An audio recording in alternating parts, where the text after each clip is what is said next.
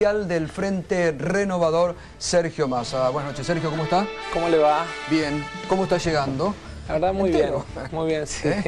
Sí, entero. Porque... Es cansador, sí. Pero nosotros estamos primero muy contentos por cómo hemos ido evolucionando, cómo la gente recibe nuestro programa de gobierno, cómo venimos creciendo como fuerza política y la verdad es que para nosotros es una enorme satisfacción porque creemos que el domingo, si la gente se anima, vamos a estar en segunda vuelta.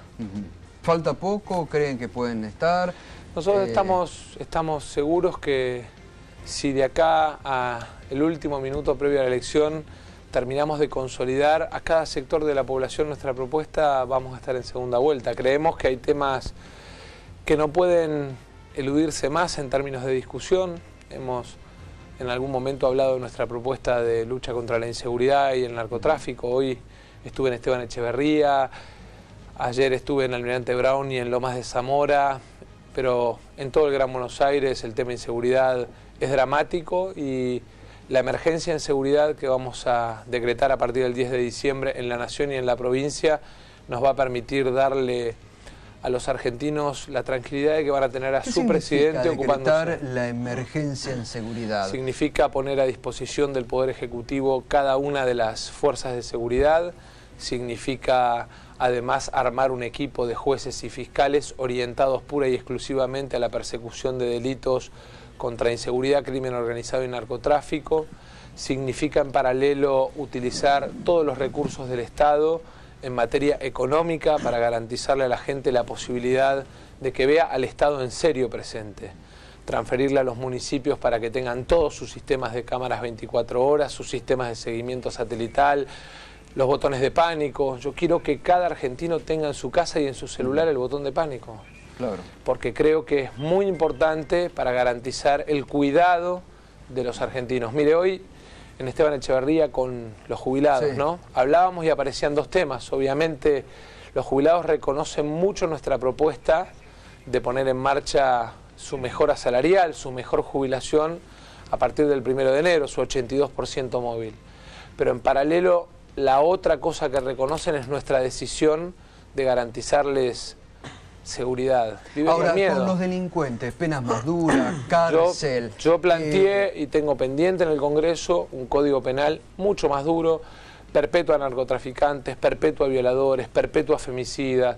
Planteamos la cárcel para los violentos, para el marido que le pega a una mujer, la tobillera eléctrica además cuando está dictada la exclusión del hogar, la pensión para esa mujer, porque yo quiero que esa mujer tenga la protección por parte del Estado. Ahora ahí también, Sergio, no hay, siempre volvemos un poquito también a lo mismo, no hay un sistema judicial o jueces que la miran de reojo, que la tratan y que no se comprometen, porque es un factor fundamental el tema de la justicia. Poco se habló en la campaña el tema de la justicia, ¿eh? Lo que pasa, parece que muchos Gustavo, le tienen miedo a los jueces. Yo no le digo que sea su caso. Sí, al contrario. Por eso, pero digo, la discusión del Código Penal me trajo que un sector muy importante de la justicia en algún punto me criticara, son muy corporativos. Y en algún punto inclusive cuando llegó el momento del juicio a la gente de inteligencia que entró en mi casa, intentaran armar una causa judicial para voltear la causa. Claro. Y bueno, porque claramente son muy corporativos. Sí, pero yo la verdad es que no les tengo miedo y como presidente me voy a poner al frente. ¿Y usted cree que tienen que pagar impuestos a las ganancias los jueces? Sí, claramente,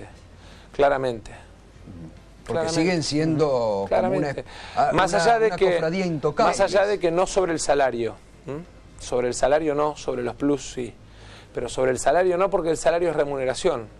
Yo planteo la eliminación del impuesto a las ganancias a todos los salarios, porque el salario no es ganancia, es remuneración, Gustavo. Pero a todas es ilegal. A todos, digamos, todos los tipos de sueldo o alguna capa de los sueldos más altos mantenerlo. En lo que es salario de convenio. No importa el monto del salario, porque el salario es una contraprestación. Quedarían excluidos, qué sé yo, ejecutivos. Sí, claramente, eso desde ya, porque además lo que es un bonus y ese tipo de cosas no son salarios, trabajadores son premios. Que tienen convenios colectivos de trabajo. El trabajador, el impuesto a las ganancias es un robo, Gustavo, porque el salario no es ganancia, es remuneración.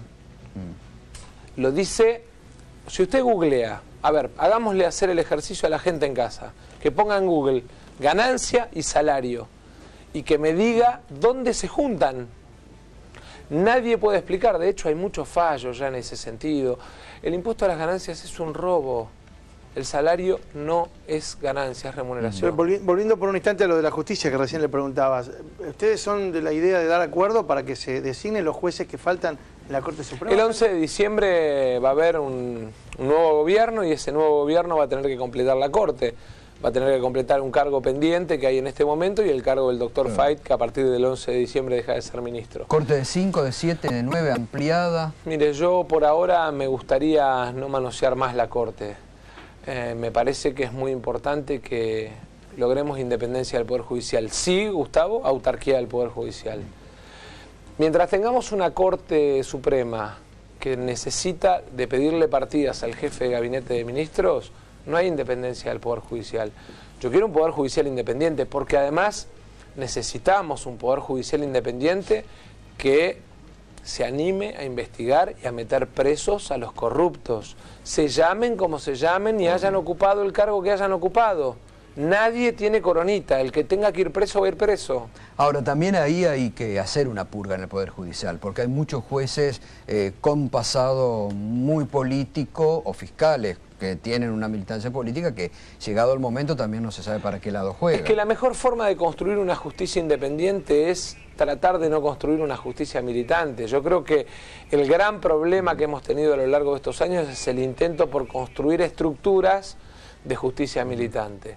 La justicia es un poder independiente del Estado, que tiene que tener autarquía desde el punto de vista económico-financiero y que tiene que tener además un consejo de la magistratura que no tenga la mano de la política, que tenga la suma de la representación de la sociedad. Sergio, estaba muy enojado Macri con usted, se ha enojado, se ha puesto como nervioso el macrismo como usted en estas últimas semanas y han salido a atacarlo, a decirle, bueno, que usted funcionaba a Scioli, que a Cristina, que fue funcionario. Yo le como pediría, que se está acordando mucho Macri de usted estas últimas semanas. Yo le pediría primero a todos, calma, que tratemos de contarle nuestras propuestas a la gente y que la gente elija libremente.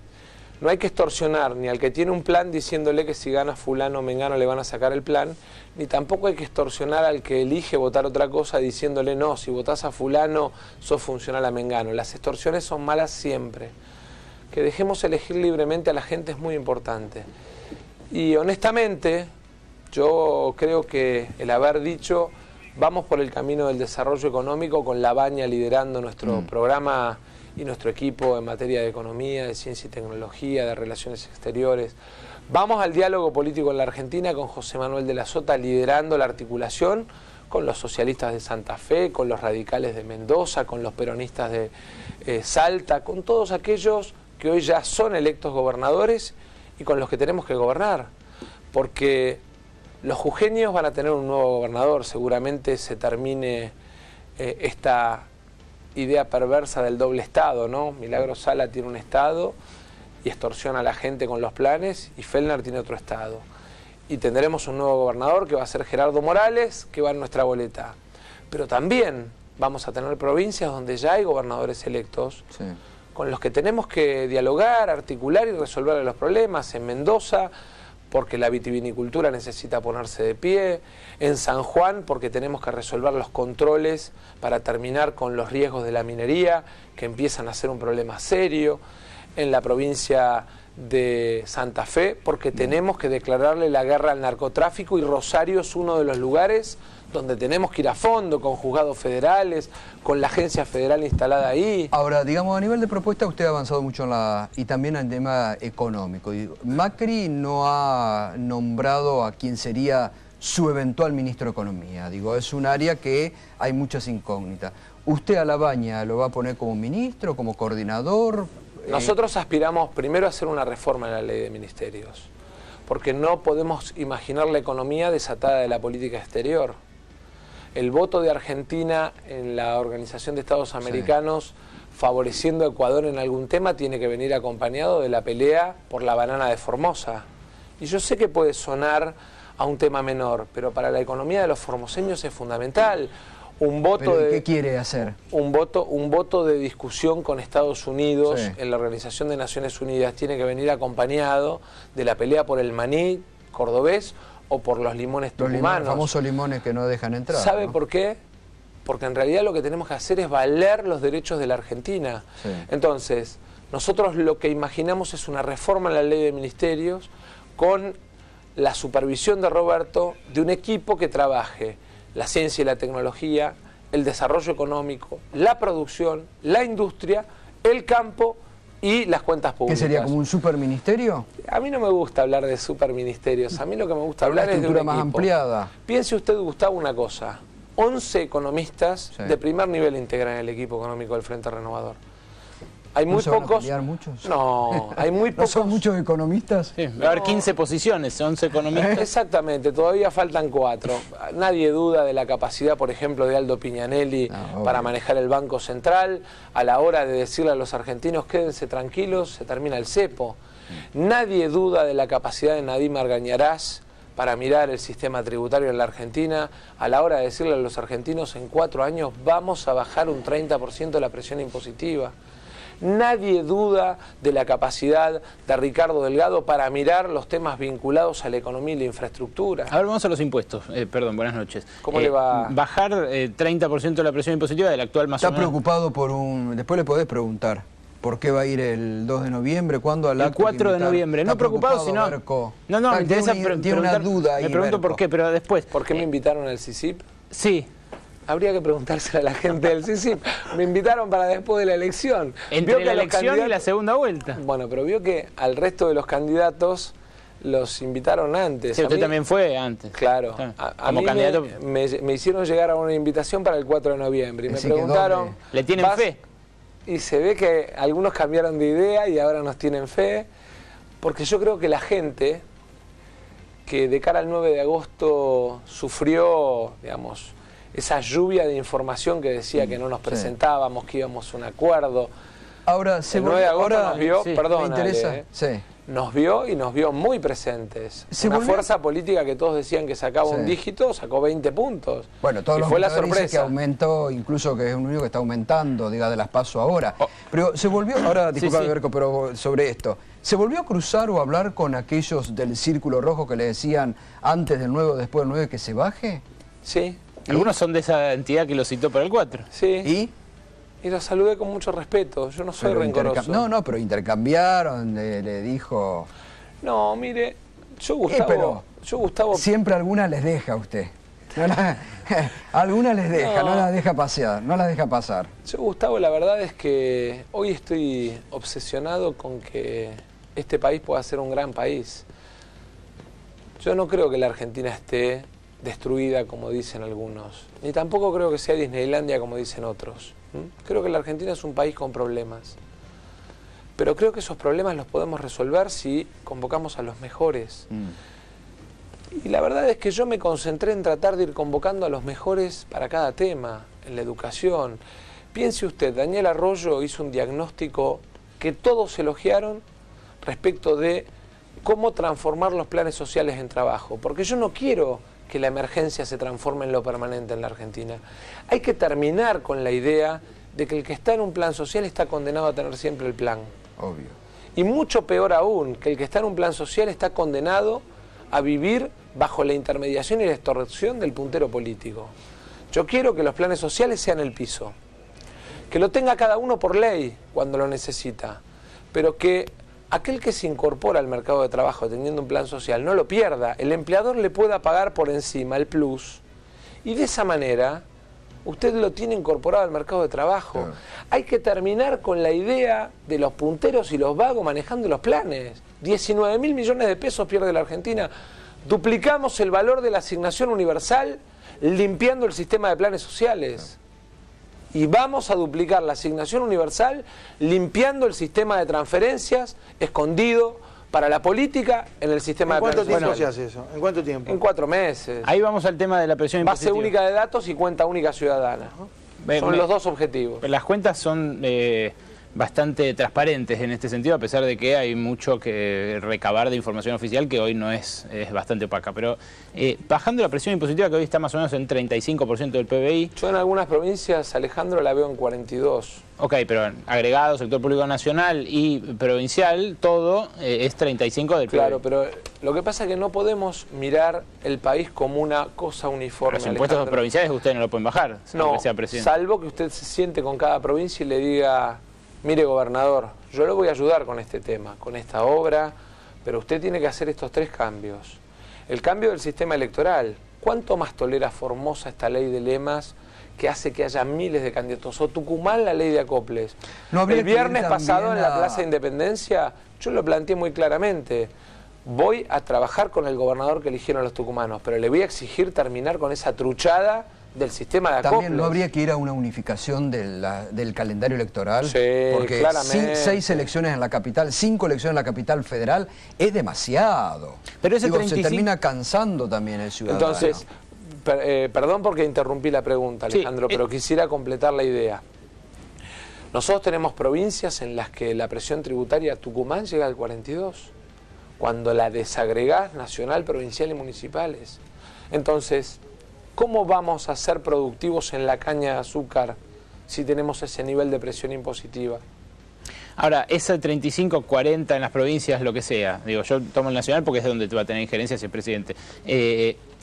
Se puede bajar un 30%, pero no se puede bajar un 30% sosteniendo los niveles de prestaciones sociales, subsidios. Sí, Alejandro, si hacemos crecer la economía. Inversión hoy. Usted sabe muy bien que cada punto de crecimiento representan para el Estado Nacional 3.000 millones de dólares adicionales. Pero ese 30% de recorte de la presión, si se hace en un mandato, la economía tendría que crecer a tasas más que China. 5 puntos por año vamos a crecer. Bueno, 5 puntos no alcanza, por año y vamos a tomar 1 punto por año, ¿sí?, de disminución de la presión impositiva. Eso más el ordenamiento del gasto nos permite llevar a una caída del 30% promedio del total de la presión impositiva. Ustedes van a tener cuidado de no desfinanciar el Estado, sí, digo, porque eso es lo que, esa presión, un 30% más baja, había en 2001. Alejandro, yo le hago una pregunta. ¿Conoce algún defensor más acérrimo de la jubilación pública en la Argentina que yo? Bueno, Eugenio Semino, por ejemplo. Por eso, Eugenio Semino. Pero digo, ¿cuántos más? La jubilación pública algunos la miran como gasto. Yo lo escuché a la mayoría de los dirigentes del PRO defender las AFJP. Yo no creo en las AFJP. Nadine Algarianás, por ejemplo, no creo que sea un propulsor de aumentar mucho las jubilaciones. Digo, hay economistas más heterodoxos en su equipo, pero él es un ortodoxo. Pero las jubilaciones son un tema del presidente. Claro. 82% móvil, porque además... Hoy reiteró en Esteban Echeverría este concepto de compromiso del 82%. Pero Gustavo, porque además si hay un tema, hay 2 temas que conozco tal vez con mucha dedicación por haberme ocupado personalmente, el tema jubilados y el tema seguridad. Es más, son los 2 temas que me trajeron hasta acá. La gente me reconoce haber bajado 70% el delito en Tigre y la gente me reconoce los 6 años de trabajo en el ANSES. ¿Cómo no voy a decir con tranquilidad a todos los jubilados que nos están viendo que desde el 1 de enero van a tener el 82% móvil? Si sé de dónde sale la plata, si lo que hay que hacer es dejar de usar la plata de los jubilados para otra cosa. Hace poquitas horas el juez Bonadío llamó indagatoria a un funcionario por usar la plata del PAMI para letras del Tesoro. Y yo le voy a decir una cosa es tener eso como criterio de inversión temporal, 1 vez, 2 veces, 3 veces. Otra cosa es transformarlo en un préstamo permanente. Cuando hay prestaciones, cuando los jubilados necesitan mejores ambulancias, necesitan tener libre elección de médico de cabecera, de clínica, de sanatorio. Los jubilados necesitan más que otros. Tenemos que terminar con esta vergüenza de que en este país cobra más un preso que un jubilado. Ahora, Sergio, volviendo un poco al tema político, donde usted en estas últimas semanas se ha enfocado mucho en esta idea de la posibilidad de un balotaje y de estar usted en un balotaje. Hoy, porque estas últimas 2 semanas hubo mucha como discusión entre el macrismo y usted por el denominado voto útil. Hoy usted en una convocatoria decirle, miren, yo ofrezco esto, tengo más posibilidades sobre Macri, ¿por qué? Invita a la gente a que lo acompañen a usted. Porque nosotros le ganamos a Scioli en segunda vuelta y se termina el kirchnerismo. Y lo dicen todas las encuestas. Si Macri está en la segunda vuelta, pierde con Scioli. Si nosotros estamos en la segunda vuelta, se termina el kirchnerismo. A todos aquellos que quieren un cambio, el vehículo para cambiar somos nosotros. Y la verdad es que justa o injustamente hay sectores de la sociedad que nos acompañan, que tienen temores sobre Macri, prejuicios, que no lo quieren. Yo, la verdad es que vuelvo a repetir, en algún caso hasta injustamente. Pero también te ven a vos muy kirchnerista, o sea, con un pasado kirchnerista. Pero yo, la verdad es que si haber ayudado a que 2 millones de jubilados tengan su jubilación, haber aumentado 14 veces las jubilaciones, haberme cargado al hombro después de las 125 la reconstrucción del diálogo en la Argentina, haber enfrentado desde adentro del gobierno Moreno, es parte de mi pasado, estoy orgulloso de mi pasado. Que hay un sector del electorado que pareciera no reconocer eso. Yo creo que la mayoría de la gente valora lo que hicimos en el 2013 cuando se querían llevar puesta la Constitución. Y entonces la política sí lo usa como chicana, pero la gente en la calle me dice otra cosa. De hecho, fíjense, todos los encuestadores, una de las cosas que más marcan o que más señalan es el hecho de que en imagen venimos liderando para todos los encuestadores. Sí. Y eso tiene que ver con que aprendimos de nuestros errores. Yo me equivoqué en algún momento. Por ejemplo, lo reconocí acá. Por ejemplo, en haber planteado la gran interna de la oposición. No, yo creo que eso no fue un error. Yo creo que fue un error que no sucediera. Pero si ahora están planteando tantas diferencias. Pero es que la mejor forma. Hoy estarían votándolo a Macri si hubiera ganado. Pero la mejor forma es que la gente hubiese acomodado esas diferencias. Siempre es la gente en la democracia la que tiene que acomodar y marcar hasta dónde quiere un cambio, qué seguridades quiere. ¿Y ustedes se verían sentido cómodos llamando a votar a Macri hoy? Es que yo creo que hubiésemos ganado. Así como estoy seguro que el domingo la gente nos va a poner en segunda vuelta, porque está convencida de que no hay que discutir más ni el presente ni el pasado, que hay que empezar a construir el futuro. ¿Y cuáles son las falencias que hoy usted le ve al macrismo? O los riesgos, porque también en esto de que, por ejemplo, en el tema económico hay mucho todavía, hace mucha agua o hay cambios de último momento, lo pusieron a Prat-Gay, lo sacaron a Melconian de escena. Yo, digamos, lo que veo comparativamente es un equipo económico contra algunas personas que por ahí opinan de economía, que no es lo mismo. Un equipo económico es el que el 11 de diciembre sabe qué medidas tomar en jubilaciones, en el Banco Central, sabe qué hacer con las retenciones. Un equipo económico es el que sabe cuántos dólares tenemos que ir a buscar al mundo el año que viene, integrado, con una mirada global de la situación de la Argentina. Y en eso, le vuelvo a repetir, Labaña y 11 de los mejores economistas de la Argentina, de diversas extracciones, porque además tenemos que tener la suficiente heterodoxia para no enamorarnos. Sí, claro, tenemos un 11 titular con un técnico como Labaña. No, un 11 titular con un técnico como Labaña. Hablando de economía, hoy dijo que no va a devaluar. A mí me está llamando la atención últimamente que Scioli en sus discursos habla de que no va a ir hacia una mega devaluación. Lo cambió en las últimas semanas. Ustedes, para ponerlo en números, ustedes no dejarían aumentar el dólar más que desde dónde. La pregunta es ¿cuál es el precio del dólar? El oficial, digo. No, perdón, hay 5 precios oficiales. Sí. ¿Y cuál es el precio del dólar? Pero es que el principal problema que tenemos es que tenemos 5 precios. ¿El dólar tarjeta es oficial o no? Sí. ¿El dólar contado con liquidación es oficial o no? Sí. ¿El dólar, digamos, que vende ahorro también es oficial? ¿El dólar de las operaciones bursátiles? Pero todo el comercio exterior, que es lo que repercute mucho en la inflación por los productos importados y la canasta exportable, transable, es al oficial. Pero ¿y usted cree que, por ejemplo, para la fuga de dólares de la Argentina, el dólar ahorro no influye? Influye, claro. ¿Y usted cree que el dólar tarjeta para la economía y para la pérdida de reservas de la Argentina no influye? Muchísimo, pero la pregunta es, por eso, ¿dónde lo pondríamos entre todos esos? Es que me parece que estamos discutiendo el postre sin mirar la entrada y el plato principal. La entrada de la Argentina es tener un INDEC creíble y un Banco Central autónomo. Pero eso tarda mucho. No, eso se hace el primer día de gobierno. Vamos a mandar al Congreso la ley que recupera la autonomía del Banco Central y la ley de reconstrucción del INDEC. Yo no le voy a creer al INDEC hasta que no pasen varios meses en los cuales me informe bien. Si yo restituyo al equipo que echaron por decir la verdad, le van a creer. ¿Ese es el plan? Sí, claramente. En un consejo asesor, no tenga ninguna duda. Y a los que entró Moreno, vuelva a creer. ¿Y a la duplicación de planta que generó Guillermo Moreno ahí, los 800 que hizo entrar? Bueno, digamos, seguramente UPCN los va a querer defender, sí. Y nosotros lo que haremos es hacerlos trabajar. En otro lado. Hacerlos trabajar. La Argentina no tolera más la idea de que el Estado tiene un montón de parásitos que sostienen la gente con sus impuestos. eso no da para más, porque es la mitad de la población trabajando para sostener a gente que parasita con la excusa de que hace política. Ahora, volviendo a este tema que estaba interesante, el tema del dólar, entonces, ¿qué es volver a un tema dólar? Es como que ahora hay un mercado desdoblado en varios. Nosotros vamos a un régimen de flotación administrada con un dólar único. Pero un camino único. Sí, pero en un camino de convergencia, no el primer día, porque además usted tiene liquidación de exportaciones que siguen, liquidación de importaciones que siguen, entonces hay que construir un camino de convergencia. Mire, el otro día Piñanelli lo explicaba muy bien porque le tocó levantar corralito, corralón y 14 cuasimonedas, 14. Y decía, a nosotros, si nos quieren, digamos, plantear que hay que levantar el cepo en un día, lo que nos tienen que decir claramente es que en realidad hay una mega devaluación en marcha. ¿El oficial a 15 o 16? Porque levantar el cepo en un día es una devaluación mega que destruye los salarios de la gente. Sí.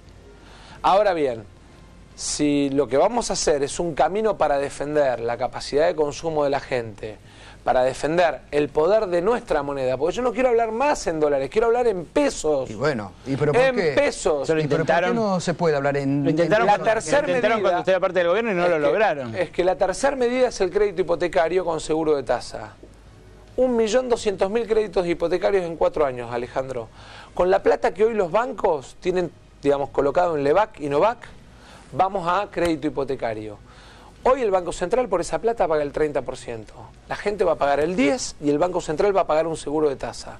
Se va a ahorrar plata al Banco Central y la gente va a poder acceder a un crédito hipotecario en pesos que le va a permitir con 3.000 a 7.000 pesos de cuota acceder al crédito para su casa. 1.200.000 familias que tiran la plata a la basura en alquileres. ¡Basta! Yo quiero argentinos dueños. No quiero argentinos inquilinos. El productor agropecuario que tiene un par de chorizos de silobolsas, que cada uno tiene 200, 300 toneladas de grano, y está esperando porque dice va a haber una devaluación.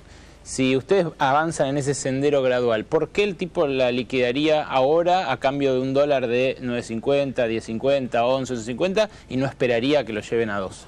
Porque le vamos a dar como compensación el beneficio de la eliminación de las retenciones por cada nivel de tonelaje que baje. ¿De cuánto a cuánto? En el caso de soja, por ejemplo, 5 puntos a cuenta de ganancias. ¿Y con eso es suficiente aliciente para ustedes? Es mucho, es mucho. Depende de cuánto vayan a devaluar después. No, porque el problema es que hay que salir de la idea de que tenemos que devaluar. ¿No van a devaluar? La Argentina necesita recorrer el sendero del crecimiento, Alejandro. Ahora es como que trabajo y educación como valores y como motores y crecimiento como idea de país. Ahora vio si que no es cada 10 años ajuste. Sí. Bueno, devaluación. Bueno, pero veo que hay un sector muy importante del establishment que ha instalado esa idea. Ajuste y devaluación para el presidente. Son los mismos que no querían que fuera candidato. O han querido presionarlos a ustedes, a los candidatos, ¿no? Se imagina que conmigo ya varias veces no pudieron. Así que a mí eso... Mire, Gustavo, usted me conoce de hace mucho tiempo.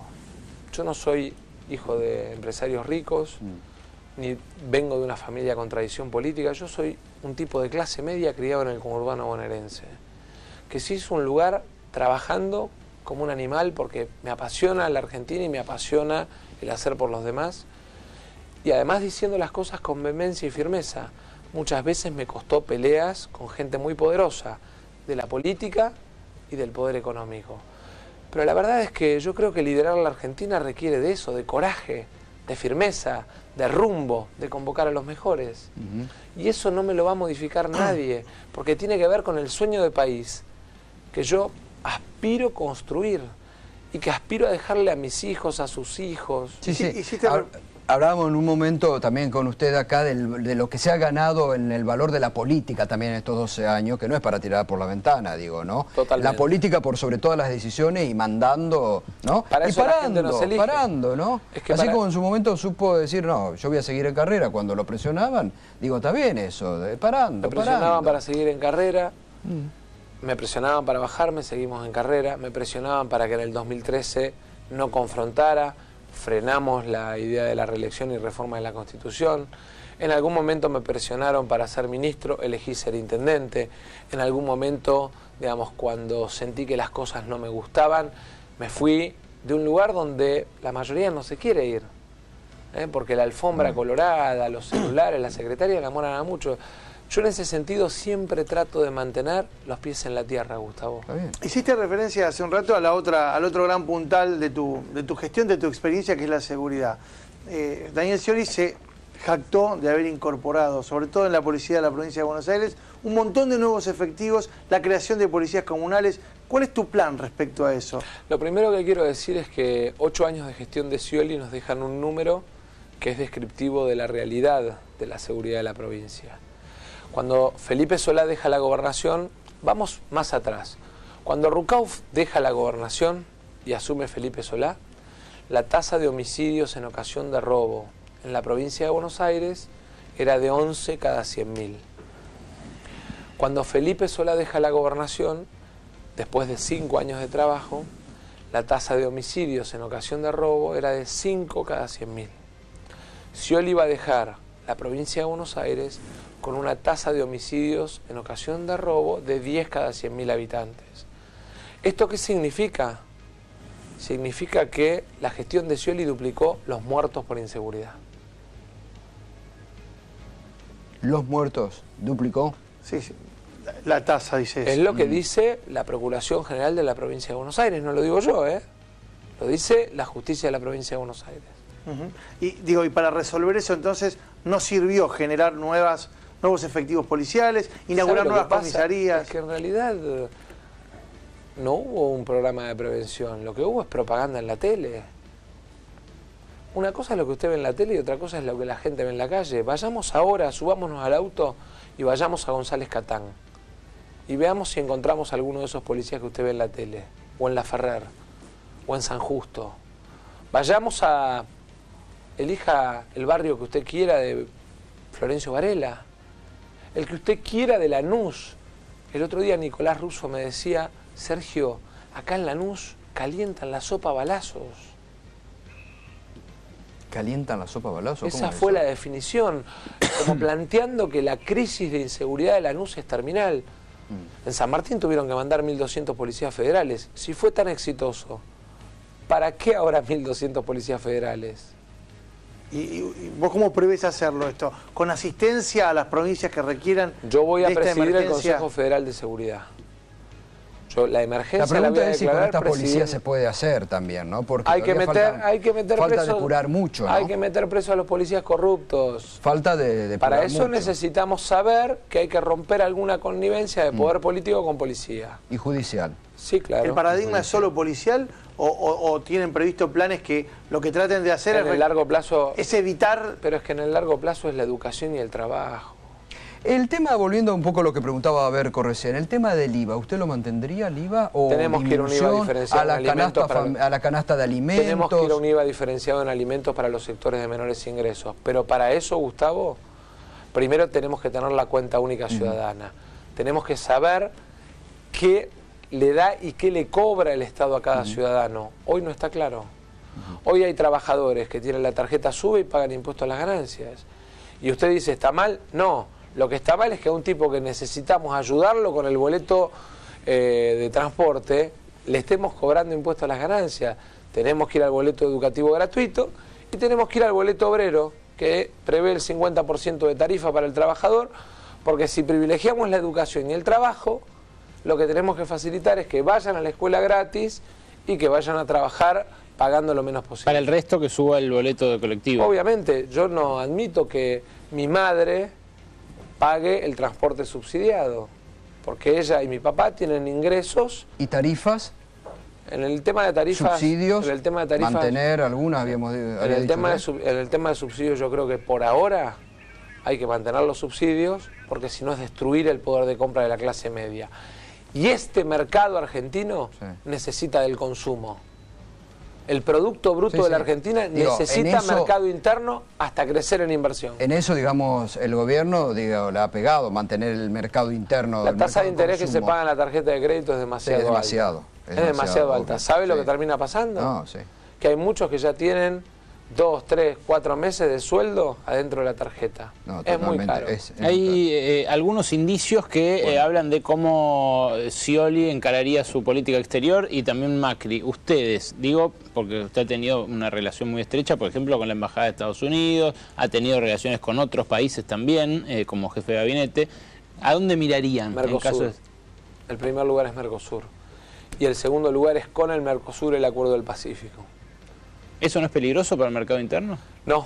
Si usted cierra bien Mercosur y establece los flex de intercambio, al contrario, le abre a la pyme argentina un montón de oportunidades de mercado frente a un país que este es el momento para negociar. La crisis de Brasil es una oportunidad para la Argentina y la tenemos que vivir así, como una oportunidad para avanzar posiciones y recuperar posiciones para nuestra pequeña y mediana empresa. Bueno, Sergio, le agradecemos. No lo vamos a infartar a Claudio Ambrosini de nuevo, que está ahí al borde. Se tuvo que hacer un cateterismo el sábado, pobre. No, la campaña... ¿En serio? Sí, sí. La cámara para los minutos finales. Le agradecemos que siempre que lo hemos invitado ha venido. Simplemente agradecerles a ustedes la invitación y pedirle a la gente que el domingo vaya a votar y que no vote en blanco. Que elija a alguien. Que no se deje extorsionar, ni por los que le dicen que les van a sacar algo, ni por los que le dicen que votar a fulano es ayudar a mengano. Elijan libremente a conciencia, comparen propuesta, equipo y capacidad de liderazgo para la Argentina que viene. Yo tengo un solo compromiso. Los próximos 4 años me voy a romper el alma para que este sea un gran país. Gracias, Sergio, y éxitos el domingo. Muchas gracias. Bueno, Sergio Massa, candidato presidencial del Frente Renovador, ha pasado esta noche.